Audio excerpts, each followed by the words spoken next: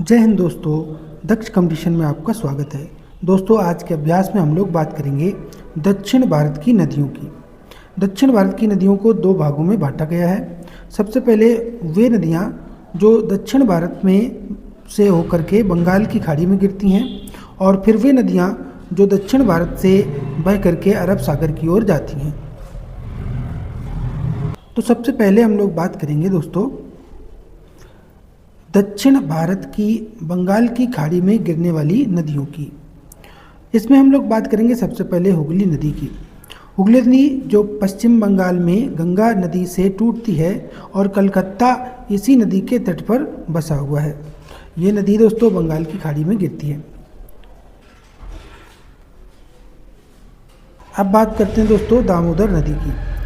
तो छोटा नागपुर पठार से ये नदी निकलती है और झारखंड के चंदवा जिले से निकलती है तथा पश्चिम बंगाल में प्रवेश करके हुगली नदी में मिल जाती है। अंततः बंगाल की खाड़ी में गिर जाती है। सीधे बंगाल की खाड़ी में ये नहीं गिरती, बल्कि इस नदी को बंगाल का शोक भी कहा जाता है। स्वर्ण रेखा नदी की बात करें तो झारखंड की राजधानी रांची के पास से स्वर्ण रेखा नदी निकलती है और ये 3 राज्यों से होकर के बहती है। स्वर्ण रेखा नदी दोस्तों झारखंड, पश्चिम बंगाल और उड़ीसा से बहती है। स्वर्ण रेखा नदी उड़ीसा के तट से बंगाल की खाड़ी में गिर जाती है। अब बात करते हैं दोस्तों वैतरणी नदी की। उड़ीसा से ही ये नदी निकलती है और उड़ीसा से बंगाल की खाड़ी में ये गिर जाती है। उड़ीसा में क्योंझर पठार से वैतरणी नदी निकलती है।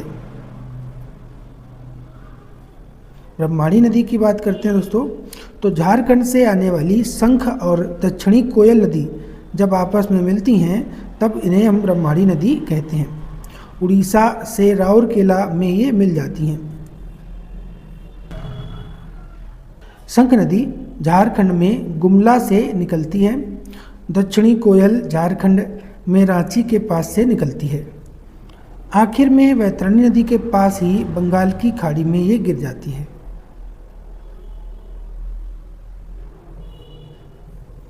इसके बाद हम लोग बात करते हैं दोस्तों महानदी की, जो छत्तीसगढ़ के सिववा जिले से निकलती है और उड़ीसा में प्रवेश करती है।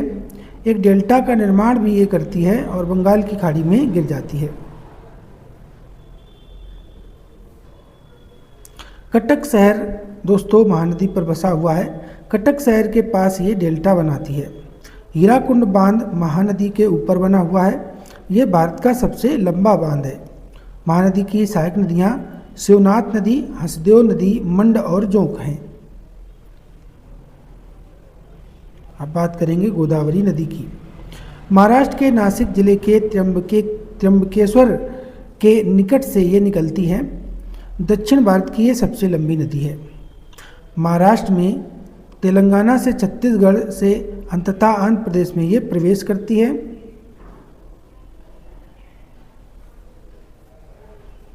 महाराष्ट्र से तेलंगाना से छत्तीसगढ़ से अंततः आंध्र प्रदेश में ये प्रवेश करती है।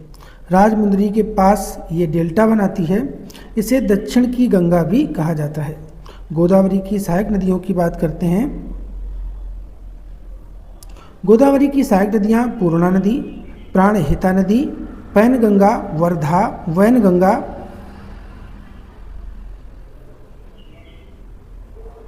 इंद्रावती, मजीरा, पखरा नदी हैं। अब बात करेंगे दोस्तों कृष्णा नदी की। कृष्णा नदी महाराष्ट्र में महाबलेश्वर के निकट पश्चिमी घाट से निकलती है। प्रायद्वीपीय भारत की दूसरी सबसे लंबी नदी है। महाराष्ट्र से कर्नाटक से तेलंगाना से अंततः आंध्र प्रदेश में ये प्रवेश करती है।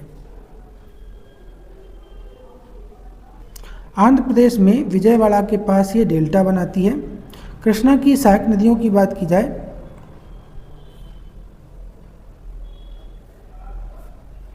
तो कृष्णा की सबसे लंबी सहायक नदी दोस्तों तुंगभद्रा है। इसके बाद भीमा, कोयना और मूसा नदी के किनारे दोस्तों हैदराबाद बसा हुआ है। तथा घाटप्रभा, मलप्रभा, दूधगंगा और पंचगंगा इसकी गोदावरी की सहायक नदियां हैं।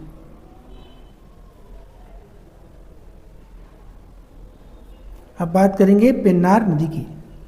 कर्नाटक से आती है और आंध्र प्रदेश में बंगाल की खाड़ी में ये गिर जाती है।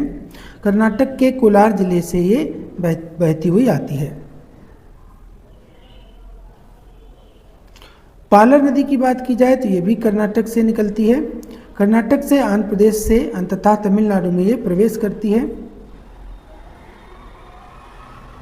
अब बात करते हैं दोस्तों कावेरी नदी की। कावेरी नदी कर्नाटक के कुर्ग जिले में ब्रह्मगिरी पहाड़ी से या पुष्पगिरी पहाड़ी से निकलती है। ये नदी कावेरी पट्टम के पास बंगाल की खाड़ी में मिल जाती है। कावेरी की सहायक नदियों की बात करें तो सिमसा, हेमवती, अमरावती, काबनी, भवानी, लक्ष्मण तीर्थ तथा लोक पावनी है। तमिलनाडु का तिरुचिरापल्ली शहर कावेरी नदी के किनारे बसा हुआ है। इसके बाद बात करेंगे दोस्तों वैगई नदी की। तमिलनाडु से निकलती है और वहीं बंगाल की खाड़ी में ये गिर जाती है। तमिलनाडु में मदुरई से ये निकलती है।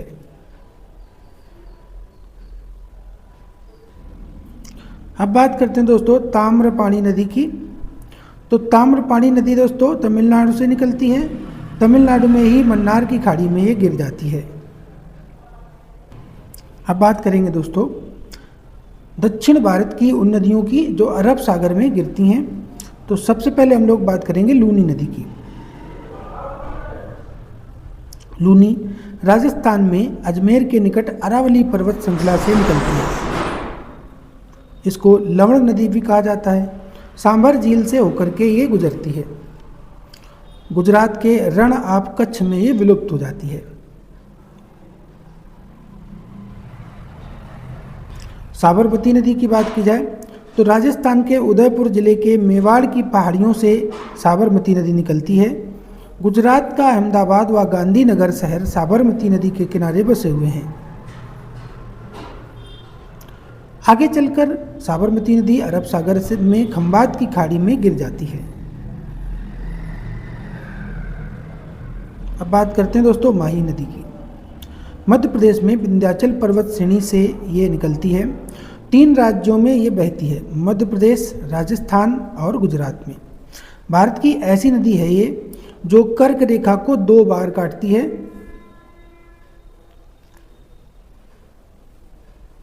इसके बाद दोस्तों नर्मदा नदी की बात करते हैं।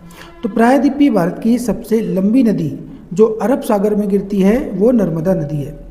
प्रायद्वीपीय भारत में लंबाई के मामले में नर्मदा नदी का 3रा स्थान है। मध्य प्रदेश में अमरकंटक की चोटी से नर्मदा नदी निकलती है। अमरकंटक से 2 नदियां नर्मदा और सोन निकलती हैं। नर्मदा एवं सोन नदियां ऐसी नदियां हैं जो कि एक ही स्थान से निकलने वाली 2 नदियां हैं और जो विपरीत दिशाओं में बहती हैं।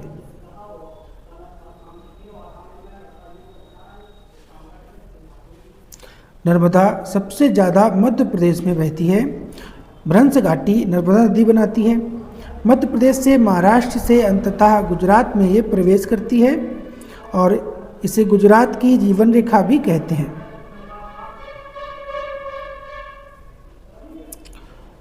बड़ौच के पास नर्मदा नदी अरब सागर में गिर जाती है।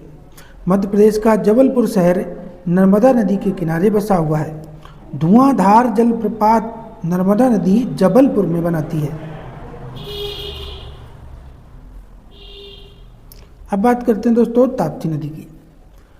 मध्य प्रदेश में महादेव पहाड़ियों से ताप्ती नदी निकलती है। ताप्ती नदी का क्षेत्र बैतूल पठार का क्षेत्र है। मध्य प्रदेश से महाराष्ट्र से अंततः गुजरात में ये प्रवेश कर जाती है। सूरत शहर ताप्ती नदी के किनारे ही बसा हुआ है। नर्मदा और ताप्ती को जुड़वां बहनें भी कहा जाता है और गुजरात की जीवन रेखा भी इन्हें कहते हैं। मांडवी नदी की बात करें दोस्तों तो मांडवी नदी कर्नाटक से निकलती है। गोवा में आकर ये अरब सागर में गिर जाती है। गोवा की राजधानी पणजी मांडवी नदी के तट पर बसी हुई है। इसके बाद बात करते हैं जुआरी नदी की। गोवा से निकलती है एवं गोवा में ही अरब सागर में मिल जाती है। अब बात करेंगे दोस्तों सारावती नदी की। सारावती नदी कर्नाटक से निकलती है और कर्नाटक में ही अरब सागर में ये गिर जाती है। कर्नाटक का जोग जलप्रपात इसी नदी के तट पर बनता है और जोग जलप्रपात को हम लोग गरसोपा जलप्रपात या इसका नया नाम दोस्तों महात्मा गांधी जलप्रपात के नाम से भी इसे जाना जाता है। अब बात करेंगे दोस्तों गंगावेली नदी की।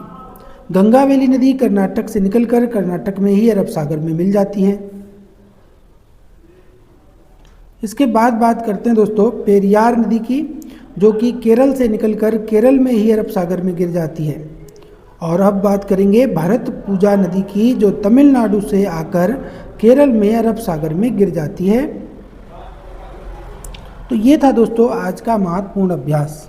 आपको हमारा प्रयास कैसा लगा हमें कमेंट करके ज़रूर बताएं। फिर मिलते हैं अगले टॉपिक में। जय हिंद, जय भारत।